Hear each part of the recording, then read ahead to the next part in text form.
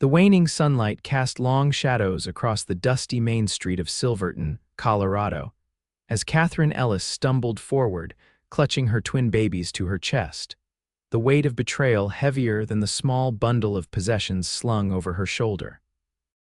The door to her father's mercantile had slammed shut behind her with a finality that echoed through her heart, his parting words still ringing in her ears. "No daughter of mine raises bastard children under my roof." It was 1878, and the mining boom had transformed Silverton from a simple camp to a bustling town nestled in the San Juan Mountains. But prosperity hadn't softened hearts toward a woman in her position. 22-year-old Catherine had returned home after 2 years away, widowed with 2 newborn babies, only to find her father's Christian charity didn't extend to what he called her sins. Her feet carried her aimlessly down the street as tears blurred her vision. The twins, barely 3 weeks old, began to fuss against her chest. Little Emma whimpered softly while James let out a stronger cry that drew the attention of passers-by, who quickly averted their eyes from the young mother's plight. "Hush now," she whispered, bouncing them gently. "Mama's here. We'll figure something out." But the tremor in her voice betrayed her uncertainty. The late September air carried a chill that promised an early mountain winter. Catherine had enough money for perhaps 2 nights at the boarding house, if Mrs. Holloway would even accept her.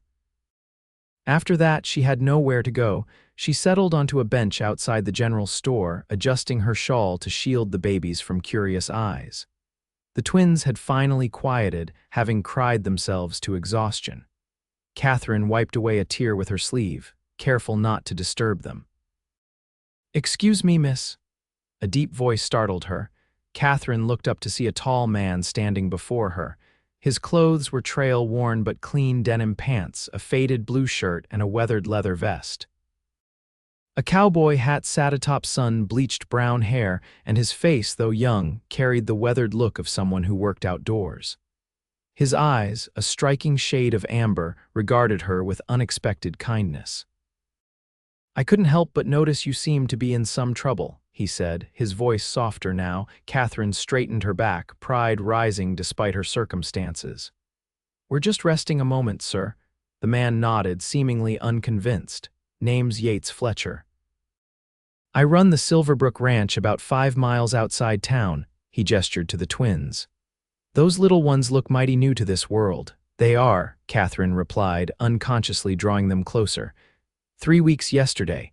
Yates removed his hat, revealing a shock of sun-streaked hair. "Madam, forgive my forwardness, but I overheard what happened at the mercantile." He looked genuinely apologetic.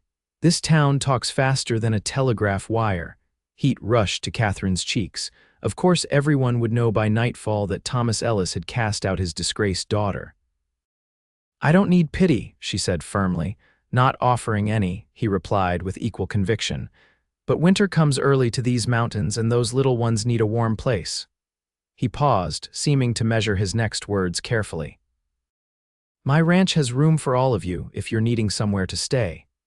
Catherine stared at him, suspicion immediately clouding her thoughts. She'd learned the hard way that men rarely offered help without expecting something in return. "And what would you want in exchange, Mr. Fletcher?" She asked bluntly, rather than take offense. A look of understanding crossed his features.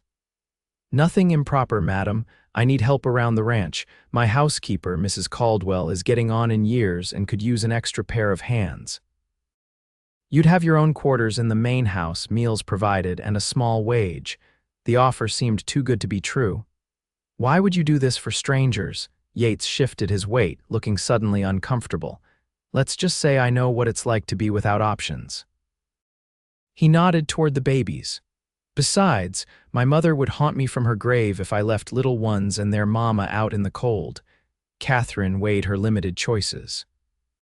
Pride told her to refuse, but the babies in her arms deserved better than whatever meager protection she could provide them on the streets of Silverton. "I don't know the first thing about ranch work," she admitted. A small smile touched his lips. "Can you cook?" "Yes." "Mend clothes?" "Of course." "Read and figure sums?" "I was a schoolteacher before." She trailed off, not wanting to explain further. Yates nodded, seeming satisfied. That's more than enough to start with, the rest you can learn. He gestured to a wagon parked further down the street.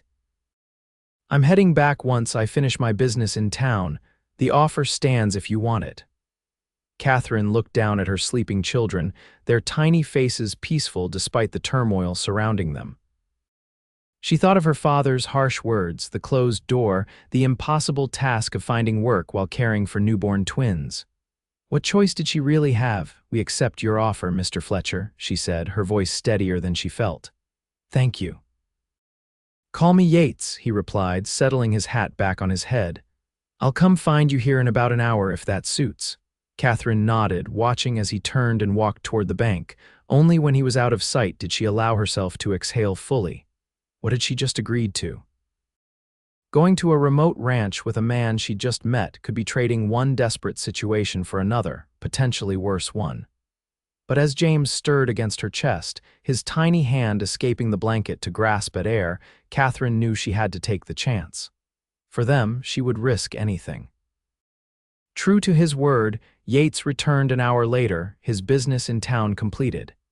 He helped Catherine into the wagon with a respectful distance that somewhat eased her concerns, carefully placing her small bag of possessions in the back.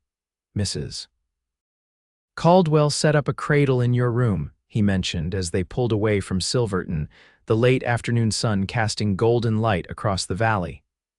It's not fancy, but it should fit both little ones for now. You planned this before you even spoke to me? Catherine asked, surprised. Yates kept his eyes on the road ahead. I saw what happened at the Mercantile this morning. Mrs. Caldwell and I discussed the possibility of offering help before I came to town. He glanced at her briefly, but the choice was always going to be yours. Catherine fell silent, absorbing this information as they traveled out of town. The twins slept soundly against her, lulled by the gentle rocking of the wagon. As they moved farther from Silverton, the knot of tension that had formed in her chest began to loosen slightly. The road wound through aspen groves ablaze with autumn colors, climbing steadily into the foothills. After about an hour, they crested a rise, and the Silverbrook Ranch came into view below them, a sprawling property nestled in a protected valley, with a large main house, several outbuildings, and corrals. A creek lined with cottonwoods bisected the property, explaining the ranch's name. It's beautiful, Catherine said honestly, pride colored Yates's voice. Been building it up for 7 years now, started with nothing but that small cabin there. He pointed to a structure near the creek. Now we run about 300 head of cattle and some good breeding stock. Me and my men, 4 ranch hands who help with the cattle and horses, they bunk in the bunkhouse over yonder. He pointed to a long, low building set apart from the main house. Mrs. Caldwell cooks and keeps house. You won't be expected to interact with the men much except at mealtimes. Catherine nodded, relieved at this information. The thought of being the only woman among strange men had been one of her concerns. As they approached the main house, a stout woman in her 60s emerged onto the porch, wiping her hands on her apron. Her silver-streaked hair was pulled back in a tight bun, and she peered at the wagon with open curiosity. That's Mrs. Caldwell, Yates explained. Came with me from Texas. She's strict but fair and the best cook in 3 counties. The wagon rolled to a stop, and Mrs. Caldwell approached, her expression softening as she caught sight of the babies in Catherine's arms. So these are the little ones, she said, her voice carrying a gentle southern accent. My stars, they're tiny things, Mrs. Caldwell. This is Miss Catherine Ellis and her twins. Yates introduced them as he helped Catherine down from the wagon. Emma and James, Catherine added, adjusting her hold so the older woman could see their faces. Beautiful names for beautiful babies, Mrs. Caldwell declared. Come inside, dear. You look dead on your feet, and these little ones probably need feeding. The housekeeper's matter-of-fact kindness brought unexpected tears to Catherine's eyes. After the rejection from her own family, such simple acceptance felt overwhelming. The main house was surprisingly spacious and well-appointed. Polished wooden floors, solid furniture, and colorful quilts gave it a comfortable, lived-in feeling that Catherine hadn't expected from a bachelor rancher's home. Mrs. Caldwell led her upstairs to a corner bedroom with large windows overlooking the valley. A brass bed with a fresh quilt stood against one wall, while a wooden cradle large enough for both babies had been placed nearby. A rocking chair sat by the window, and a small dresser completed the furnishings. "This will be your room," Mrs. Caldwell explained. "The washroom is at the end of the hall. Mr. Fletcher's room is downstairs. He believes in propriety." She emphasized this point with a knowing look that Catherine appreciated. "I'm across the hall if you need anything in the night." "Thank you," Catherine said, gently placing the now stirring twins in the cradle. "This is more than generous." Mrs. Caldwell waved away her thanks. "Get yourself settled. Dinner's in an hour, but I can bring yours up here tonight if you'd prefer to rest." "I'd like that," Catherine admitted. The events of the day had left her exhausted, physically and emotionally. After Mrs. Caldwell left, Catherine sat on the edge of the bed, finally allowing herself to process everything that had happened. That morning, she had awoken in her childhood home, hoping to rebuild her life under her father's roof. Now, as dusk fell, she found herself in a stranger's house, dependent on his charity. The irony wasn't lost on her. Her father, a God-fearing Christian merchant, had cast her out, while this cowboy had opened his home without judgment. The twins began to fuss, hungry after the long journey. Catherine lifted Emma first, settling into the rocking chair to nurse her. As she gazed down at her daughter's face, a fierce determination welled within her. Whatever it took, she would make this work. She would prove her worth at Silverbrook Ranch and build a life for her children, a life free from shame and rejection. The next morning dawned crisp and clear, with frost sparkling on the meadow outside Catherine's window. She'd spent a restless night, waking at every small sound in the unfamiliar house, checking on the twins constantly. Despite her exhaustion, she rose with the first light, determined to begin earning her keep immediately. After feeding and changing the babies, Catherine arranged them carefully in the cradle and quickly dressed herself in one of her 2 serviceable dresses. She splashed water on her face from the basin, pinned up her chestnut hair, and headed downstairs with the twins. The kitchen was already a hive of activity. Mrs. Caldwell stood at the massive cookstove, turning bacon in a cast-iron skillet while biscuits browned in the oven. The aroma of coffee permeated the air. "Good morning," Catherine said tentatively, the twins cradled in her arms. Mrs. Caldwell turned, surprised. "Up already? I wasn't expecting you until later." "I wanted to help with breakfast," Catherine explained. "I can't expect to stay here without contributing." The older woman's expression softened. "That's commendable, but you've got your hands full with these little ones."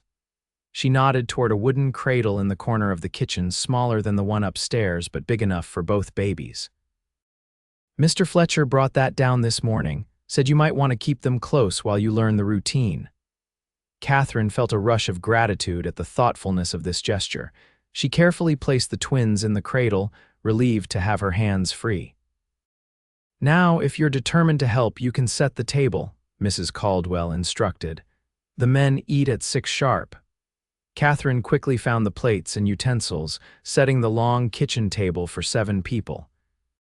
Just as she finished, the back door opened and Yates stepped in, followed by 4 men of varying ages, all wiping their boots carefully on the mat. "Morning, ladies," Yates said, removing his hat. His gaze lingered on Catherine for a moment before moving to the cradle. "How are the little ones today?" "They slept well, thank you," Catherine replied, feeling suddenly self-conscious as the other men glanced curiously in her direction. Yates turned to his ranch hands. "Men, this is Miss Catherine Ellis. She'll be helping Mrs. Caldwell around the house. Her twins are Emma and James." His tone carried a subtle warning as he added, "Miss Ellis and her children are under my protection and will be treated with the utmost respect." The men murmured greetings, their expressions ranging from polite interest to careful neutrality. Catherine nodded in acknowledgement, appreciating Yates's clear establishment of her position. "This is Hank, my foreman," Yates continued, indicating a weathered man in his 50s with a salt and pepper beard. "Then we have Miguel, Luke, and Joe." "Pleased to meet you all," Catherine said formally. determined to maintain a dignified presence despite her circumstances. Breakfast proceeded with the efficiency of a long-established routine. The men ate heartily, discussing the day's work mending fences in the north pasture, checking on a pregnant mare and moving a herd to fresh grazing land. Catherine ate sparingly, still too nervous to have much appetite. As the meal concluded, Yates lingered while the other men filed out to begin their workday. "Mrs. Caldwell will show you around today," he told Catherine. "Don't worry about doing too much right away. Getting settled is important." His gaze shifted to the cradle where the twins slept soundly. "Those two are your priority." "I appreciate your kindness, Mr. Fletcher, but I intend to earn my keep," Catherine stated firmly. "I won't take advantage of your generosity." A small smile played at the corners of his mouth. "Never thought you would, Miss Ellis, but rushing doesn't serve anyone." He settled his hat back on his head. "I'll be back for dinner. If you need anything before then, Mrs. Caldwell knows how to find me." After he left, Catherine turned to find Mrs. Caldwell watching her with an appraising eye. "He's a good man," the housekeeper said simply. "Better than most." "I'm beginning to see that," Catherine admitted, "though I still don't understand why he's helping us." Mrs. Caldwell busied herself with cleaning the breakfast dishes. "Mr. Fletcher has his reasons, not my place to share them." She handed Catherine a dish towel. "Now let's get these dishes done, and I'll show you how things run around here." The morning passed in a blur of domestic instruction. Mrs. Caldwell showed Catherine the pantry, root cellar, and laundry room, explaining the weekly rhythm of household chores. Despite her age, the housekeeper moved with energy and purpose, clearly taking pride in maintaining the ranch house. By midday, Catherine had learned where everything was kept, helped prepare lunch for the ranch hands, and started a batch of bread dough. Between tasks, she tended to the twins, feeding them and changing their wrappings. Mrs. Caldwell watched her handle the babies with an approving eye. "You're a natural mother," she commented as Catherine soothed a fussing James. "I don't feel natural at it," Catherine confessed. "Most days I'm terrified I'll do something wrong." "All good mothers feel that way," Mrs. Caldwell assured her. "It's the ones who think they know everything that worry me." After lunch, while the twins napped, Mrs. Caldwell suggested Catherine take some time for herself. "Why don't you walk around a bit, get to know the place? I'll listen for the babies." Grateful for the opportunity to stretch her legs, Catherine stepped outside into the crisp autumn air. The ranch was larger than she'd initially realized, with several corrals, a substantial barn, and what appeared to be a workshop. Beyond the immediate buildings, fenced pastures stretched toward distant hills, dotted with grazing cattle. Catherine walked toward the creek, enjoying the sound of the water rushing over stones. A movement caught her eye, and she spotted Yates in one of the corrals, working with a young horse. She paused to watch, staying at a distance. His movements were confident yet gentle as he guided the nervous animal on a long lead rope, speaking in tones too low for her to hear. There was something compelling about seeing this strong man exercising such patience with the skittish colt.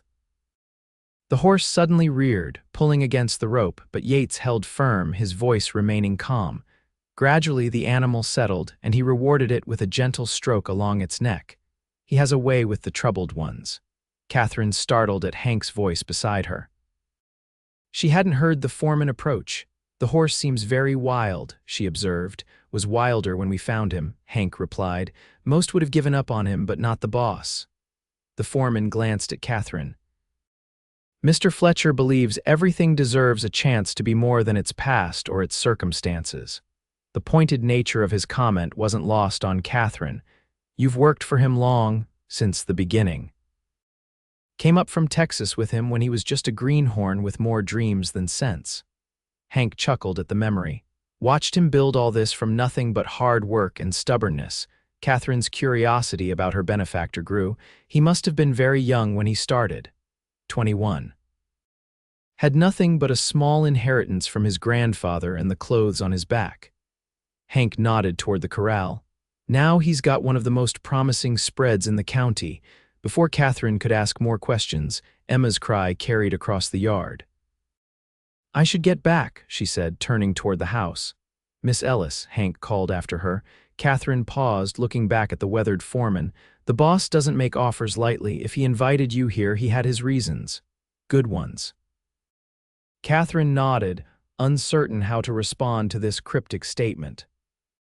As she hurried back to the house, she found herself increasingly intrigued by Yates Fletcher, a man who had clearly earned the loyalty of his workers, and who, for reasons she couldn't fathom, had extended a helping hand to a desperate woman and her fatherless children.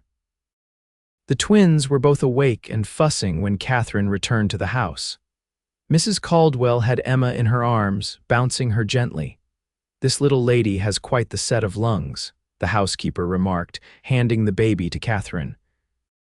"Her brothers started up right after her like they have their own secret language." "They do seem to know when the other is upset," Catherine agreed, settling into the kitchen rocking chair to feed Emma while Mrs. Caldwell continued preparing dinner. James quieted as soon as his sister was being tended to, content to wait his turn. "You're lucky they're good-natured," Mrs. Caldwell commented. "My sister had twins who never slept at the same time for the first year, nearly drove her to distraction." Catherine smiled tiredly. "They have their difficult moments, especially at night, but yes, I'm grateful they're generally even-tempered." She hesitated before adding, "I never expected to be raising them alone." Mrs. Caldwell's hands stilled briefly over the dough she was kneading. "Their father," she asked gently. "Died before they were born," Catherine said, the familiar ache returning to her chest. "We were married just over a year. Robert was a mining engineer brought in to assess a new silver claim near Durango. There was an accident." She trailed off, the memory still too painful to articulate fully. "I'm sorry, child," Mrs. Caldwell said softly. "That's a heavy burden for someone so young." Catherine adjusted Emma in her arms. "After it happened, I couldn't stay there too many memories. I thought my father would help, at least until the babies were a bit older. But he—" She couldn't finish the sentence. "Some men allow righteousness to overshadow mercy," Mrs. Caldwell observed, her tone neutral but her meaning clear. "His loss, I'd say. These children are a blessing, no matter the circumstances." "Thank you," Catherine whispered, grateful for the simple acceptance. The remainder of the afternoon passed quickly as they prepared dinner: a hearty beef stew, fresh bread, and apple cobbler. Catherine found herself enjoying the domestic tasks more than she'd expected. Teaching had been her passion before marriage, but there was satisfaction in creating a meal, in the immediate results of her labor. The men returned as dusk fell, bringing with them the smells of horses, leather, and honest work. They washed up at the pump outside before entering the kitchen, their faces ruddy from the cold and exertion. Yates was the last to enter, pausing at the doorway to remove his hat. His gaze found Catherine immediately, and something in his expression, approval mixed with something deeper, caused a strange flutter in her chest. "Something smells mighty fine, ladies," he said, moving to the cradle to peek at the twins. "These two behaved themselves today, perfect angels, Mrs. Caldwell answered. "Miss Ellis has been a tremendous help as well." Dinner proceeded much like breakfast, with the men discussing the day's work.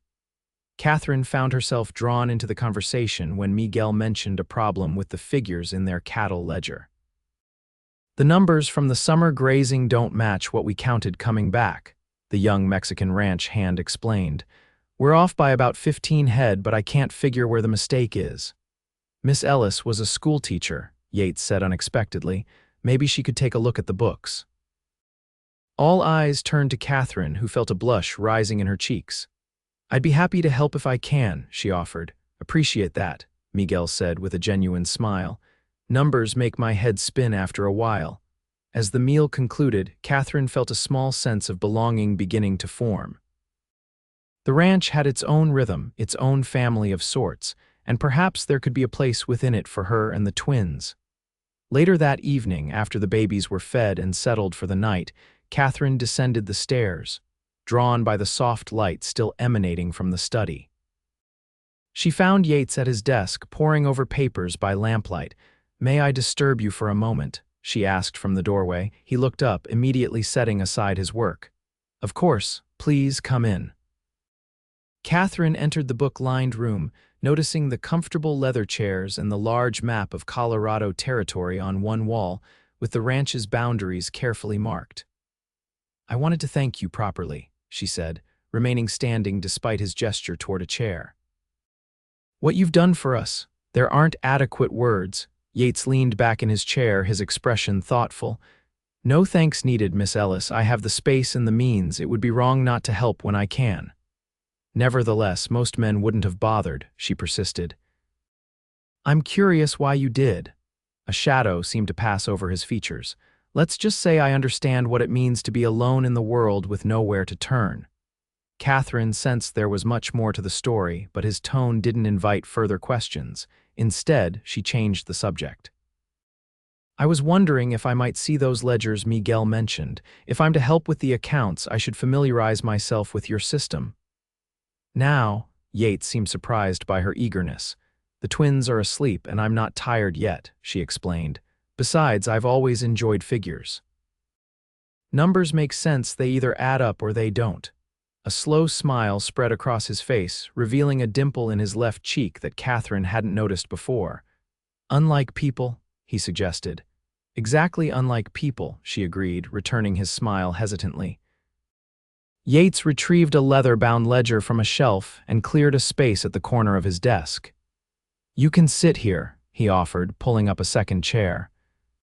For the next hour, they worked side by side, Catherine quickly grasping the ranch's accounting system, while Yates explained the seasonal cattle movements and breeding programs. She found the error in Miguel's calculations a simple transposition of numbers, but continued reviewing the books, offering suggestions for better organization. "You have a real talent for this," Yates observed as she reconciled the last quarter's figures. "I've always found satisfaction in bringing order to chaos," she admitted. "When my husband died, organizing his papers gave me something to focus on besides grief." Yates was quiet for a moment. "Mrs. Caldwell mentioned you were widowed recently. I'm sorry for your loss." "Thank you." Catherine closed the ledger carefully. "Robert was a good man. He would have been an excellent father." Her voice caught slightly on the words. "I'm sure he would have been," Yates said gently. After a brief pause, he asked, "Will you tell me about him? Only if you want to, of course." The question surprised Catherine. No one had asked her to talk about Robert since his death. Most people found the subject too uncomfortable. But looking at Yates's open expression, she found herself wanting to share. "We met when I was teaching in Durango," she began. "Robert came to give a talk to my students about geology. He was brilliant, could make rocks sound like the most fascinating things in the world." A small smile tugged at her lips at the memory. "He was kind, too, never spoke down to the children, answered all their questions seriously." "Sounds like someone who loved his work," Yates observed. "He did. That's what took him into that mine that day." Catherine's hands tightened in her lap. "They said it was unstable, but he insisted on checking one last section. There was a collapse." She took a steadying breath. "I was 4 months along with the twins when it happened." Yates didn't offer empty platitudes or awkward sympathies. Instead, he asked, what would he have wanted for his children? The question cut through Catherine's grief, bringing clarity. "He would have wanted them to grow up loved and secure, to know about the wonders of the world, to have opportunities." She straightened her shoulders. "That's what I intend to give them somehow." "A worthy goal," Yates said with quiet approval. "And one I'm glad to help with in whatever small way I can." Their eyes met across the desk, and for a moment, Catherine felt a connection that went beyond gratitude or professional courtesy. There was understanding in Yates's amber gaze and something else she wasn't ready to name. The grandfather clock in the hallway chimed 10, breaking the moment. Catherine rose, suddenly aware of how long they'd been talking. "I should check on the twins," she said. "Thank you for showing me the books." "Thank you for fixing our accounting error," Yates replied, standing as she moved toward the door. "Good night, Miss Ellis." "Good night, Mr. Fletcher." As Catherine climbed the stairs to her room, she found herself more confused than ever about the enigmatic rancher who had taken her in. One thing was becoming clear: however, Yates Fletcher was unlike any man she had ever known, and her feelings toward him were already more complicated than simple gratitude. The next few weeks brought a rhythm to Catherine's days at Silverbrook Ranch. Mornings began early with feeding the twins, helping Mrs. Caldwell prepare breakfast for the ranch hands, and learning the routines of the household. The afternoons were filled with laundry, mending, baking, and tending to the ever-growing list of tasks required to keep the ranch house functioning. To Catherine's relief, the twins were thriving in their new environment. At 2 months old, they were beginning to show distinct personalities. Emma was watchful and contemplative, while James was more active and vocal. Mrs. Caldwell doted on them shamelessly, and even the ranch hands would stop to make silly faces at the babies when they thought no one was looking.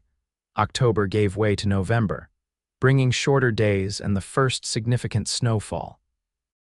The ranch work shifted with the season. Cattle were brought closer to the main buildings. Hay was distributed to the herds, and preparations for winter became the primary focus. Catherine found herself settling into life at Silverbrook with surprising ease. The wound of her father's rejection remained, but it was gradually being overlaid with new experiences and relationships. Mrs. Caldwell had become a mentor and friend, teaching Catherine the skills of rural housekeeping that her town upbringing hadn't provided. More unexpected was her growing friendship with Yates. Their evening sessions reviewing the ranch accounts had become a regular occurrence, often extending beyond mere business into wide-ranging conversations. Catherine learned that Yates was well-read despite his lack of formal education, with a particular interest in natural sciences and history. For his part, Yates seemed genuinely interested in Catherine's thoughts and experiences as a teacher. He asked thoughtful questions about education methods and remembered details about her previous life that surprised her. There was a quiet intelligence about him that belied his rugged exterior. One snowy evening in late November, Catherine found Yates in the study as usual, but instead of account books, he was surrounded by maps and letters. "Planning a cattle drive?" she asked, setting down the mending she'd brought to work on during their usual session. "No, something more important." He gestured for her to sit. "I've been corresponding with the territorial governor about establishing a school in this valley." Catherine's eyes widened. "A school here?" Yates nodded, his expression animated. "There are at least 15 children within riding distance who have no formal education. Ranching families, mostly, who can't spare their children for boarding school in town." "That's a wonderful idea," Catherine said sincerely. "Every child deserves an education." "My thoughts exactly." He hesitated before continuing. "Actually, I had hoped, that is, if you're willing, perhaps you might consider taking on teaching duties when the school is established." The offer caught Catherine completely by surprise. "You want me to teach? Who better? You have experience, education, and the children who have met you already adore you." He smiled briefly. "Miguel's younger sisters visit from their family's farm every Sunday, and they can't stop talking about the pretty lady who knows everything." Catherine felt a blush warming her cheeks. "That's very flattering, but I have the twins to consider. They're still so young." "We could build living quarters attached to the schoolhouse," Yates suggested, "or you could continue living here and ride over daily. It's only a mile to the proposed site." His enthusiasm was evident. "The pay wouldn't be much at first, but it would be your own income, independent of your position here." The implication wasn't lost on Catherine. Yates understood her need for self-sufficiency, for establishing her own identity beyond being a charity case. The thoughtfulness of the gesture touched her deeply. "I'll consider it," she promised. "Though the school would need to be ready by the time the twins are a bit older, perhaps in the spring." "That's what I was thinking," Yates agreed. "Winter building is difficult, but we could break ground as soon as the snow melts." He hesitated, then added, "Of course, this all assumes you plan to stay that long." The question hung in the air between them. Catherine realized with some surprise that she hadn't thought about leaving Silverbrook for weeks now. What had begun as a desperate temporary arrangement had somehow begun to feel like home. "I have no immediate plans to leave," she said carefully. "As long as we're welcome and I can contribute meaningfully to the ranch." Relief visibly washed over Yates's features. "You've already become indispensable. Mrs. Caldwell says she doesn't know how we managed before you came. She's too kind, Catherine demurred. I'm still learning so much from her. Yates leaned forward, his expression turning serious. Catherine, Miss Ellis, I hope you know that you and the twins have a place here for as long as you wish. This isn't charity, it's family. The word hung between them, heavy with meaning. Catherine felt a lump form in her throat, unexpected emotion welling up at this simple declaration. After being rejected by her own family, being offered a new one was overwhelming. Thank you, she managed, blinking back tears. That means more than I can express. A comfortable silence fell between them, broken only by the crackling of the fire in the hearth. Outside, snow fell steadily, blanketing the ranch in pristine white, while inside, Catherine felt something new taking root in her heart, a feeling of belonging and perhaps something deeper, where Yates was concerned. The moment was interrupted by Emma's cry, carried down the stairs and through the open study door. Catherine rose immediately. Duty calls, she said with a small smile. Go on, Yates nodded. We can discuss the school plans further tomorrow. As Catherine hurried upstairs to tend to her daughter, she found herself wondering about the future for the first time since Robert's death. Not just surviving, but building something new, a life, a purpose, perhaps even a family that extended beyond her precious twins. The thought both terrified and exhilarated her. December arrived with bitter cold and heavy snow that transformed Silverbrook Ranch into a winter wonderland. The work didn't cease with the changing season, if anything. It intensified as keeping the livestock fed and watered became more challenging. Catherine found herself increasingly involved in ranch operations as Mrs. Caldwell developed a persistent cough that limited her activities. Just the winter dampness, the older woman insisted, but Catherine noticed Yates watching his housekeeper with concern. One morning, as Catherine kneaded bread dough while the twins napped nearby, Yates entered the kitchen stamping snow from his boots. Mrs. Caldwell needs to rest that cough, he declared without preamble. I've sent Miguel to town for the doctor. Catherine wiped flour from her hands. I've been trying to convince her to stay in bed, but she's stubborn. That she is, Yates agreed with a fond but worried expression. Would you check on her? She might listen to you, of course. Catherine found Mrs. Caldwell in her room, folding laundry despite her obvious exhaustion. The older woman's face was flushed and her breathing came in short, labored gasps. Mrs. Caldwell, you need to rest, Catherine said firmly, taking the sheets from her hands and guiding her to sit on the edge of the bed. Nonsense, the housekeeper protested weakly. There's work to be done. Which I can handle, Catherine countered, pressing a hand to the older woman's forehead. You're burning with fever. Miguel has gone for the doctor. Mrs. Caldwell looked ready to argue but was overcome by a coughing fit that left her gasping for breath. When it subsided, she allowed Catherine to help her into bed without further protest, a sign of how truly ill she felt. Just for a little while, she murmured as Catherine tucked the quilts around her. Just until you're better, Catherine corrected gently. I'll bring you some willow bark tea for the fever. By the time the doctor arrived that evening, Mrs. Caldwell's condition had worsened considerably. Dr. Wilson, a gruff man in his 60s who served the outlying ranches, examined her thoroughly before delivering his verdict. Pneumonia, he told Yates and Catherine, who waited anxiously outside Mrs. Caldwell's room. Not unusual this time of year, especially for someone her age. How serious is it? Yates asked, his normally confident demeanor shaken. The doctor's expression was grave. I won't lie to you, it's concerning. Her age and the severity of infection, she'll need constant care. She'll have it, Catherine said immediately. Tell me what to do. Dr. Wilson gave detailed instructions for Mrs. Caldwell's care, steam treatments for her breathing, specific herbal preparations, and careful monitoring of her fever. The next few days will be critical, he warned as he packed his bag. If the fever doesn't break by the third day, send for me again. After the doctor left, Catherine found Yates standing in the kitchen, looking uncharacteristically lost. She's going to be all right, Catherine said with more confidence than she felt. Mrs. Caldwell is strong. She raised me after my mother died, Yates said quietly. Did she ever tell you that? She was our housekeeper in Texas. When I decided to come north and start my own ranch, she insisted on coming along, said I'd likely starve without her cooking. A small, sad smile touched his lips at the memory.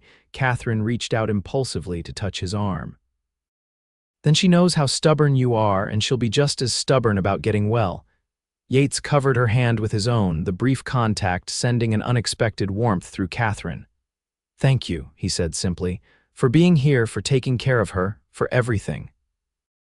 The following days tested everyone at Silverbrook Ranch. Catherine divided her time between caring for the twins, tending to Mrs. Caldwell, and managing the household duties that now fell entirely to her. She slept in short bursts, often dozing in the chair beside Mrs. Caldwell's bed, waking at the slightest change in the older woman's breathing. Yates and the ranch hands did what they could to lighten her burden. Hank surprised everyone with his skill at making simple but hearty stews, while Luke took over the bread baking, claiming his mother had taught him. Yates himself often took one of the twins when they were fussy, walking the floor with a small bundle in his strong arms, singing off key cowboy songs that somehow soothed the babies better than Catherine's own efforts sometimes did. The sight of the tall rancher cradling her tiny son or daughter stirred feelings in Catherine that she wasn't prepared to examine too closely, feelings of tenderness, longing, and a sense of rightness that both comforted and frightened her. On the third night, Mrs. Caldwell's fever spiked dangerously. Catherine bathed her burning forehead with cool cloths and spooned broth between her cracked lips when the older woman was lucid enough to swallow. As midnight passed with no improvement, Catherine's fear grew. Fight, Mrs. Caldwell, she whispered, pressing a fresh cloth to the woman's brow. You have so much to live for. Near dawn, Catherine must have dozed off because she awoke to find Yates beside her, his hand on her shoulder. Go rest properly, he urged. I'll sit with her for a while. Catherine shook her head, blinking away exhaustion. The twins will be waking soon for their feeding. I'll just check on them quickly and come back. Catherine. His use of her first name, rare and deliberate, caught her attention. You can't care for everyone if you collapse yourself. Please, just a few hours of real sleep. She was too tired to argue. Wake me if there's any change, she insisted, reluctantly rising from her chair. I promise. Catherine checked on the still sleeping twins before falling into her own bed, barely managing to remove her shoes before sleep claimed her. When she woke with a start some hours later, sunlight was streaming through the window. She sat up in alarm. She'd meant to sleep only briefly. Throwing on a shawl, she hurried to Mrs. Caldwell's room, expecting the worst. Instead, she found the housekeeper propped up on pillows, sipping broth, while Yates sat nearby reading aloud from a book of poetry. The fever flush had receded from Mrs. Caldwell's cheeks, and though she still looked weak, her eyes were clear. There she is, Mrs. Caldwell said, her voice raspy but stronger than it had been in days. Our guardian angel. Relief flooded through Catherine. Your fever broke, she said, moving to feel the older woman's forehead, confirming it was much cooler. Sometime in the early morning, Yates confirmed, closing his book. I was about to wake you as promised, but Mrs. Caldwell insisted we let you sleep. You needed it, dear, the housekeeper said. Mr. Fletcher told me how you've been caring for me, managing the house and the twins all at once. That's too much for anyone. It's what family does, Catherine replied, unconsciously echoing Yates's earlier sentiment.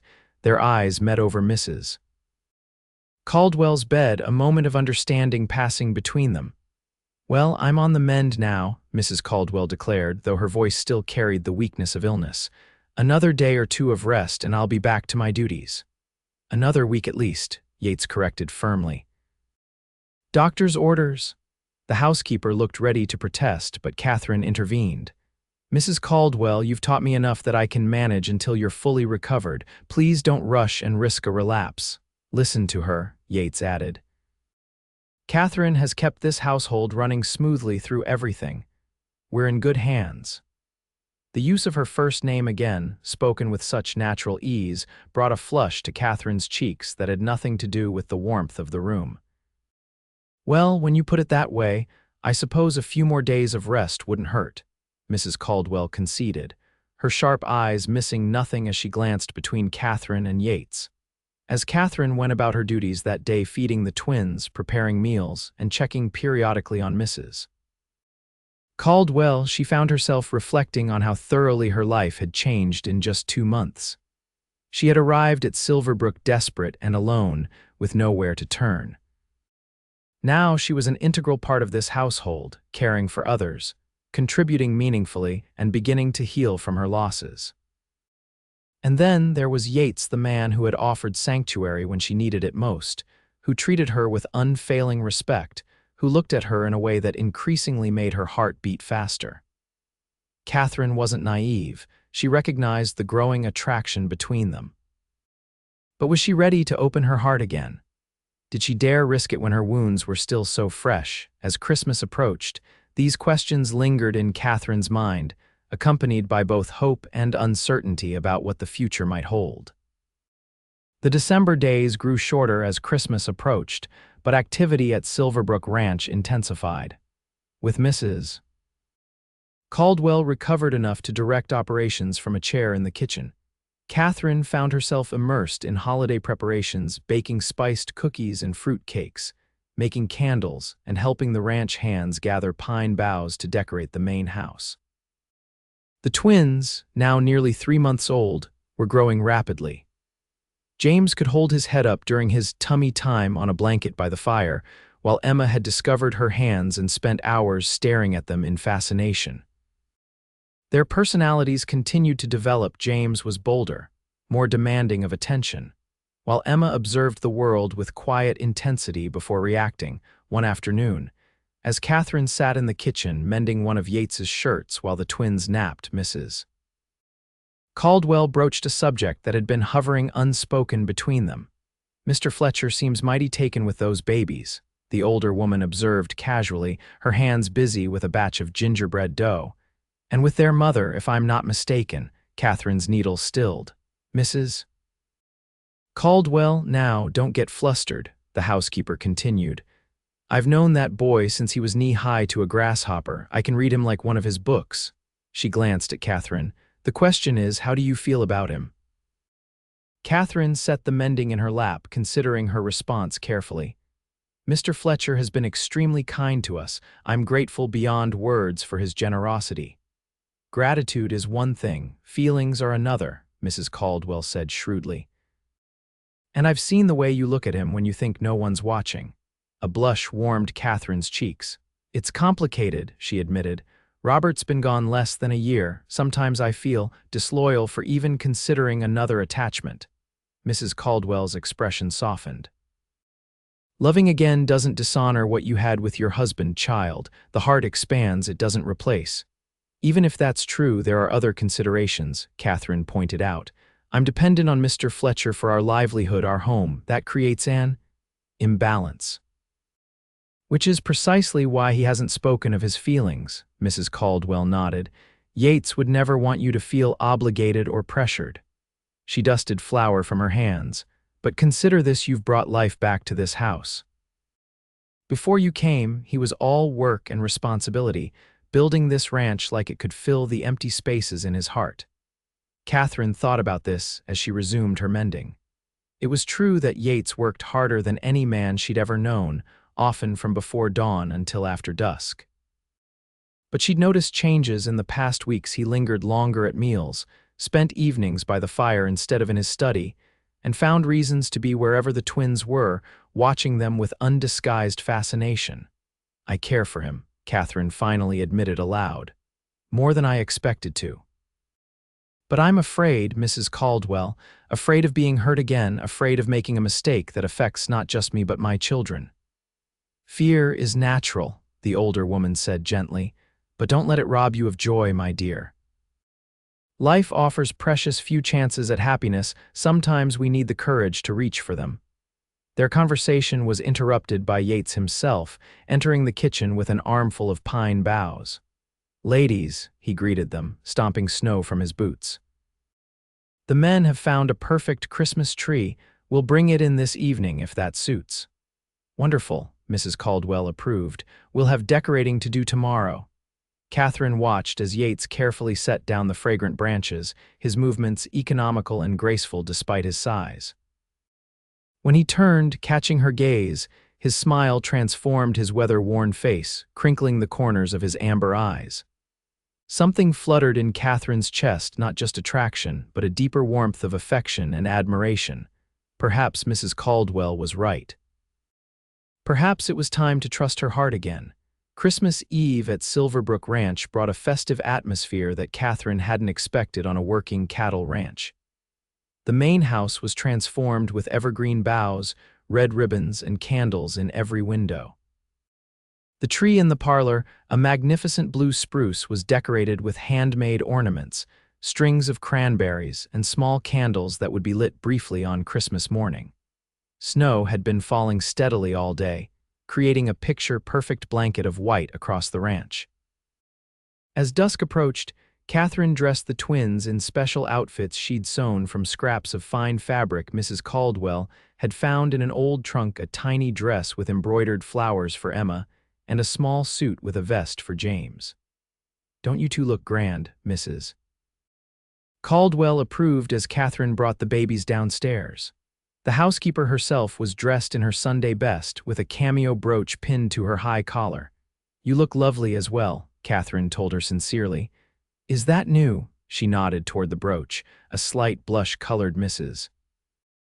Caldwell's cheeks, an old gift, actually, from Mr. Caldwell, God rest him, seemed fitting for the occasion. The ranch hands began arriving for the Christmas Eve supper, each man freshly shaved and wearing clean clothes, their hair slicked down with water in valiant but mostly unsuccessful attempts at taming cowboy wildness. They brought small gifts to place under the tree-whittled wooden figures, a jar of honey from Luke's secret beekeeping project, hand-tooled leather bookmarks. Yates was the last to enter, and Catherine felt her breath catch at the sight of him. Gone were the work clothes and worn boots, replaced by a crisp white shirt, dark wool trousers, and a vest that emphasized his broad shoulders.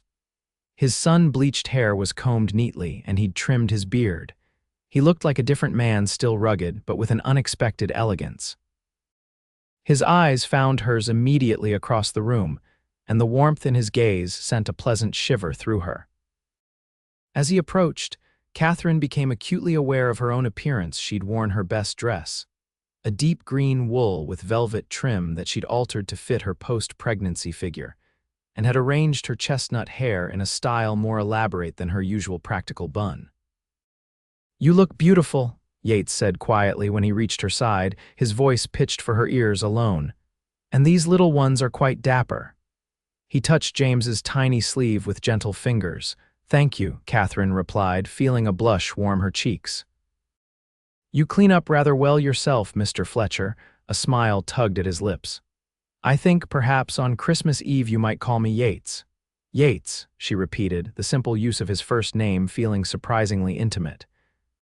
The evening unfolded with a magnificent feast: roast beef, potatoes, fresh bread, and multiple pies that had Catherine and Mrs. Caldwell busy in the kitchen for days. The dining room rang with conversation and laughter as everyone gathered around the long table. The twins settled in a basket nearby where Catherine could check on them between courses. After dinner, they moved to the parlor where Miguel surprised everyone by producing a guitar. His fingers moved skillfully over the strings as he played traditional Christmas carols, some in English and others in Spanish. The ranch hands joined in singing, their rough voices blending in surprising harmony. Catherine sat with Emma in her arms, while Yates had somehow ended up holding James, who was studying the rancher's face with serious concentration. The domestic tableau wasn't lost on Mrs. Caldwell, who caught Catherine's eye and gave a knowing smile. As the evening grew late, the ranch hands began to depart for the bunkhouse, each stopping to wish Catherine and the twins a Merry Christmas. When only the household remained, Mrs. Caldwell announced she was retiring for the night. "I'll see to the final cleanup in the morning," she told Catherine, forestalling any offer of help. "You enjoy the rest of Christmas Eve." Her meaningful glance between Catherine and Yates left little doubt about her intentions in leaving them alone. After the housekeeper departed, a comfortable silence fell. Emma had fallen asleep in Catherine's arms, and James was drowsy against Yates's chest, his tiny hand clutching the rancher's finger. "They seem to trust you completely," Catherine observed softly. "Children and animals," Yates replied with a self-deprecating smile, "always been better with them than with people." "I find that hard to believe," Catherine said. "Your men respect you enormously, and Mrs. Caldwell clearly adores you. That's different there." He paused, searching for the right word. "Family," Catherine suggested. "Yes," his gaze held her steadily. "As I hope you and the twins are coming to feel." The moment stretched between them, fraught with unspoken feelings. Catherine took a deep breath, gathering her courage. "Yates, I need to tell you something." She adjusted Emma in her arms. "These past months, your kindness has meant everything to us. You offered sanctuary when we had nowhere else to go." "You don't need to thank me again," he began, but she shook her head. "Please, let me finish. What started as gratitude has become something more, at least for me." Catherine's heart pounded as she continued. "I care for you, not just as our benefactor or employer, but as a man, a good, honorable man who has shown me that maybe there can be a future beyond loss." Yates sat very still, his expression unreadable for a long moment. When he finally spoke, his voice was husky with emotion. "Catherine, I've been fighting my feelings for you since the day you arrived. It seemed wrong, inappropriate even, given your circumstances." He shifted James gently to his other arm. "I told myself you needed time to heal, that you might leave come spring, that you deserved better than a rough rancher with limited education." "None of that matters to me," Catherine said firmly. "I realize that now." Yates's smile was tender. "Watching you these past months, your strength, your kindness, the way you've made this house a home, I've come to care for you more than I thought possible after." He stopped abruptly. "After what?" Catherine prompted gently. Yates sighed. "There's something I should have told you before now. Something about my past." He glanced down at James, now sleeping peacefully against him. "I was married once, very young, back in Texas. Hannah was 18, I was 20, we had a son." Catherine felt a tightening in her chest. "What happened to them?" "Fever took them both, summer of '71. Our boy was only 4 months old." The pain in Yates's voice, though clearly tempered by time, was still evident. "That's when I decided to leave Texas, start fresh somewhere else. Mrs. Caldwell came with me. I think she was worried I'd do something foolish if left alone." "I'm so sorry," Catherine whispered, understanding now why he had been so quick to offer help to a widow with young children. "Is that why you reached out to us?" "Initially, perhaps," Yates admitted. "But what I feel for you, for these little ones, it's not about replacing what I lost. It's about finding something new, something I never expected." He met her gaze directly. "I love you, Catherine. I think I have almost from the beginning, but I won't rush you, and I'd understand completely if you're not ready." Catherine felt tears welling in her eyes, not from sadness, but from a surge of emotion so powerful it nearly overwhelmed her. "I thought I might never feel this way again after Robert died," she said softly. "I was wrong. My heart has somehow found room for a new love without diminishing what came before." Yates's expression transformed, hope replacing uncertainty. "Does that mean?" "It means I love you too," Catherine confirmed, her voice steady despite the tears now trailing down her cheeks. "And I'm not afraid anymore." With sleeping babies nestled between them, they couldn't embrace properly, but Yates reached across to take her free hand, his thumb tracing gentle circles on her palm. The simple touch conveyed more tenderness than the most passionate kiss could have in that moment. "Merry Christmas, Catherine," he murmured, his eyes shining with a joy that mirrored her own. "Merry Christmas, Yates," she replied, knowing that whatever challenges lay ahead, they would face them together, not as benefactor and recipient, but as partners, as family, as two people who had found love when they least expected it. Christmas morning dawned clear and brilliant, the fresh snow reflecting the sunlight in a dazzling display. Catherine woke early as usual to feed the twins, but there was a lightness in her heart that hadn't been there before. Last night's conversation with Yates had changed everything, opening possibilities she hadn't dared contemplate. After changing and dressing the babies, she carried them downstairs to find Yates already in the kitchen, attempting to make coffee. "Merry Christmas," he greeted her, his smile warm and intimate. "I thought I'd let Mrs. Caldwell sleep in, but I may have overestimated my kitchen abilities." Catherine laughed, shifting Emma to her hip so she could take the coffee pot from him.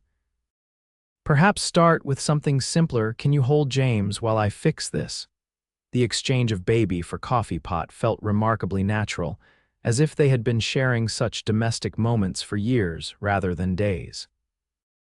As Catherine prepared breakfast, she was acutely aware of Yates's presence behind her, talking softly to James about the importance of learning to make a proper cup of coffee someday.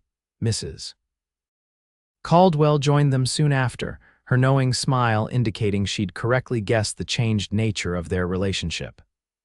The 3 adults and 2 infants shared a simple breakfast before moving to the parlor, where presents awaited under the tree.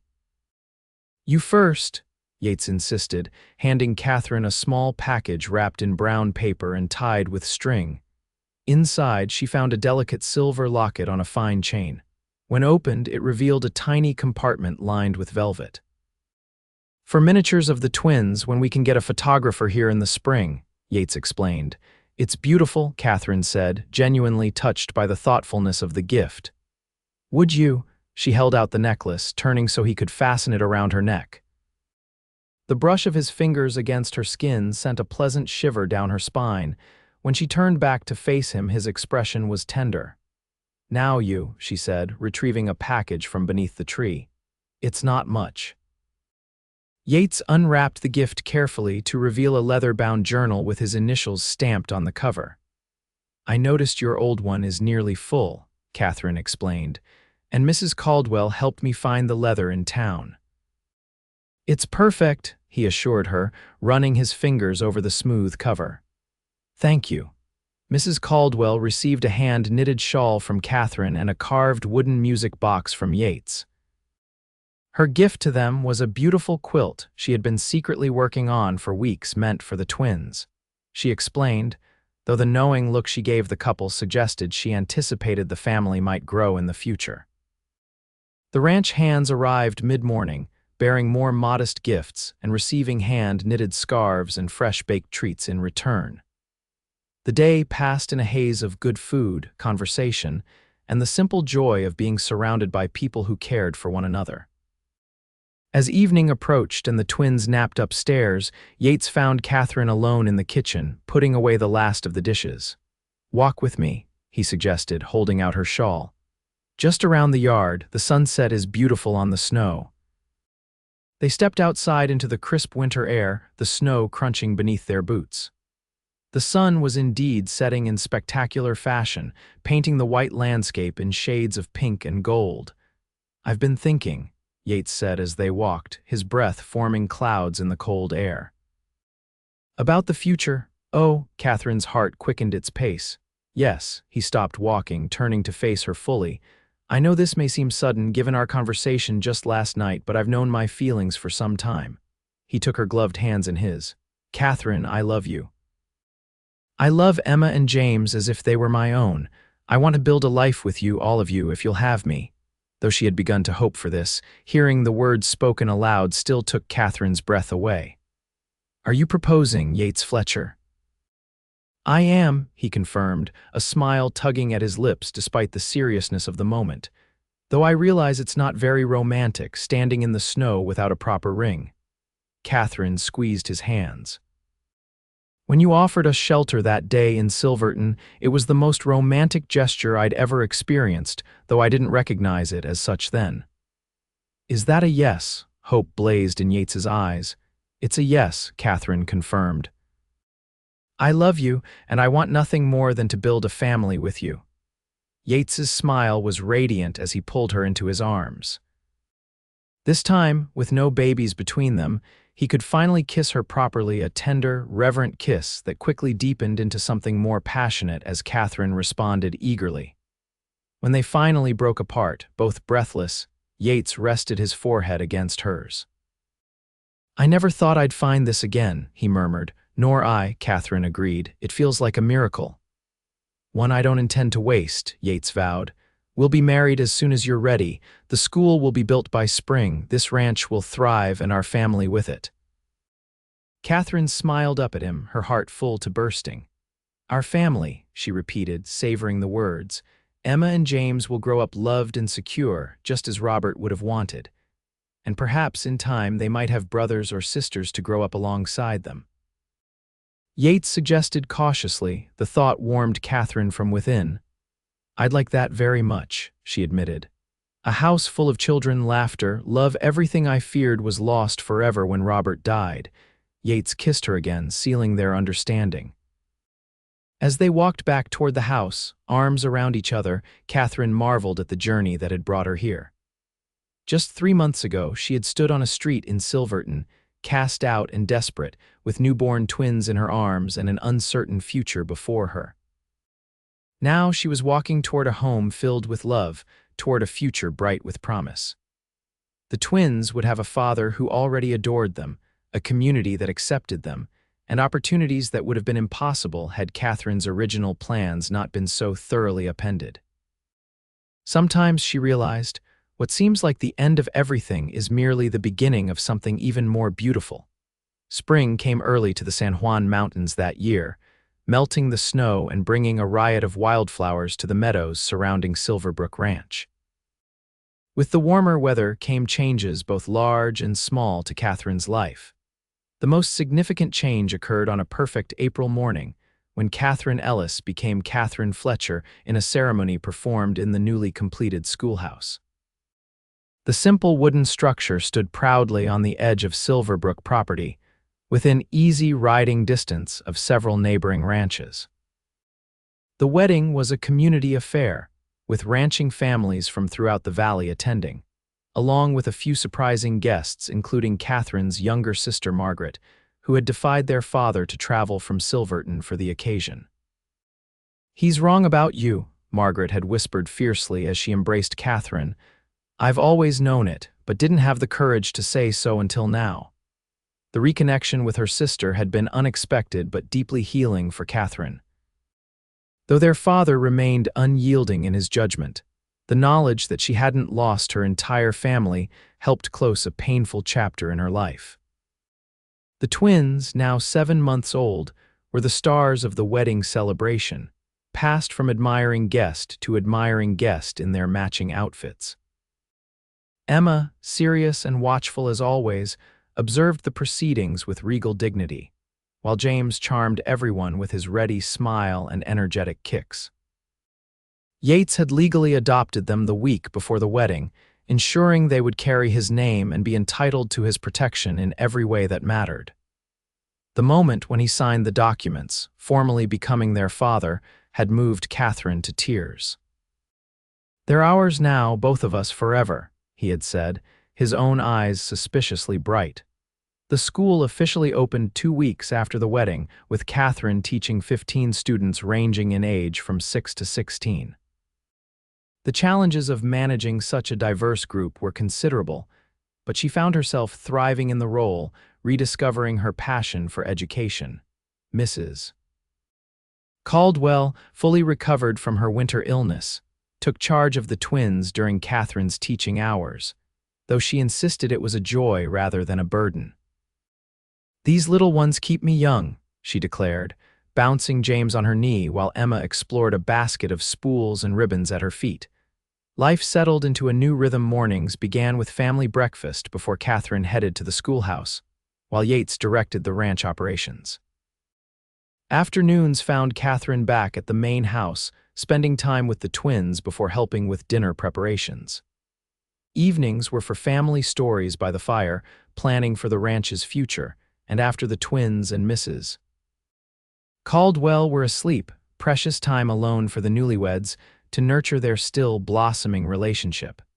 Their marriage proved to be a true partnership from the start.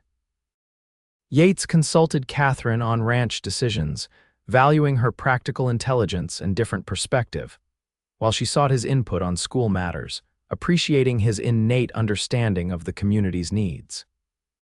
In the privacy of their bedroom, they discovered a passionate compatibility that continually deepened their bond.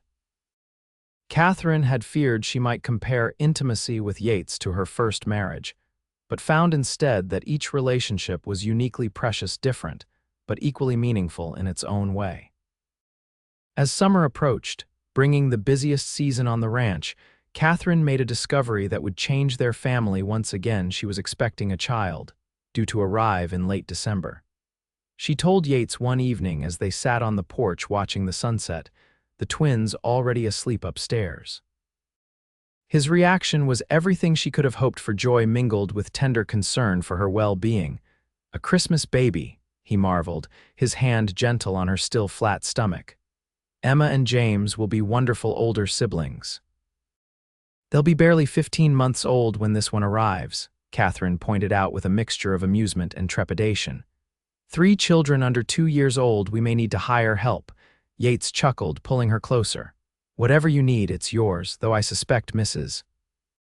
Caldwell will insist she can manage." "That woman is a force of nature," Catherine agreed fondly, "but even she has limits." They sat in comfortable silence for a moment, contemplating the expanding family they were building together. "I never imagined this," Yates finally said, his voice soft with wonder. "After Hannah and our son died, I thought that part of my life was over forever. I came here to build a ranch, to create something lasting, but I expected to do it alone." He turned to Catherine, his expression open and vulnerable. "You've given me back something I thought was lost, a family, a future beyond just work and duty." Catherine leaned into him, drawing strength and giving comfort simultaneously. "And you've given me security when I had none, purpose when I was lost, love when I thought I might never feel it again." She placed her hand over his where it rested on her abdomen. "This child will be born into so much love, Yates, as will any others who might come along." "A houseful," he agreed with a smile. "Just like we talked about that Christmas day." The months that followed brought continued growth and change to Silverbrook Ranch. Summer's haying and cattle drives gave way to autumn's harvest and preparations for winter. The twins celebrated their first birthday with a small party attended by neighboring families. Showing off their newfound walking skills with varying degrees of success, Emma cautious but determined, James enthusiastic but prone to dramatic tumbles. Catherine continued teaching through November, her expanding belly becoming a source of fascination for her students. When snow began falling in earnest, she reluctantly turned the school over to Margaret, who had moved to the area after reconciling with Catherine and discovering her own talent for teaching. As Catherine's December due date approached, the ranch settled into winter rhythms. Yates ensured everything was in readiness. The doctor was alerted, the house well stocked with supplies, and the road to town kept passable despite the snow. Catherine found the waiting more difficult this time, knowing what was to come but also feeling more prepared, more supported than she had been with the twins' birth. Yates was a constant presence, handling ranch duties efficiently to maximize his time at home, reading to the twins while Catherine rested, and checking frequently to ensure her comfort. 2 weeks before Christmas, on a night when snow fell thick and silent outside, Catherine went into labor. Unlike the twins' difficult birth, this delivery progressed smoothly and relatively quickly. By dawn, she was cradling a healthy baby boy with a shock of dark hair and his father's amber eyes. "He's perfect," Yates whispered, perched carefully on the edge of the bed, his finger caught in the newborn's surprisingly strong grip. "What shall we call him?" They had discussed names but hadn't settled on final choices. Looking down at the tiny face, Catherine suddenly knew. "Thomas Robert Fletcher," she said. "Thomas for my father because despite everything I wouldn't be who I am without him, and Robert. For your first husband," Yates finished, no jealousy in his voice. "The man who gave us Emma and James, I think it's perfect." Catherine's eyes filled with tears at his understanding, his generosity of spirit. "Are you certain?" "Absolutely," Yates assured her. "Our children should know all parts of their heritage, the good and the difficult. It's what makes them who they are." Later that morning, Mrs. Caldwell brought the twins in to meet their new brother. Emma approached cautiously, her little brow furrowed in concentration as she studied the baby. James was more direct, immediately trying to climb onto the bed for a closer look. Gentle, Yates reminded him, lifting him up to see. This is your brother, Thomas. Baby, James said, clearly one of his few distinct words. That's right, a baby brother, Catherine confirmed, helping Emma up as well. You two are big now, you'll need to help us take care of him.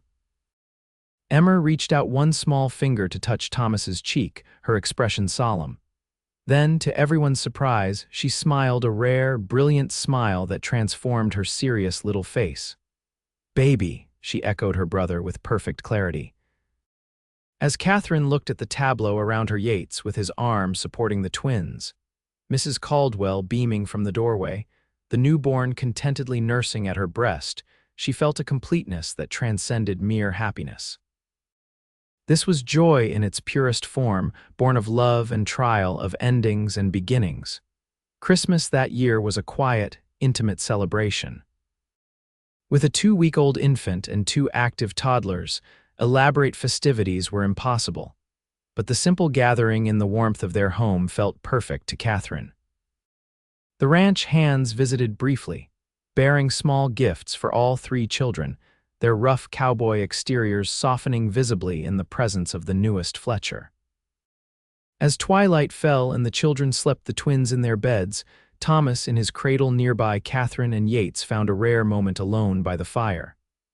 Happy? Yates asked, his arm around her shoulders, her head resting comfortably against his chest.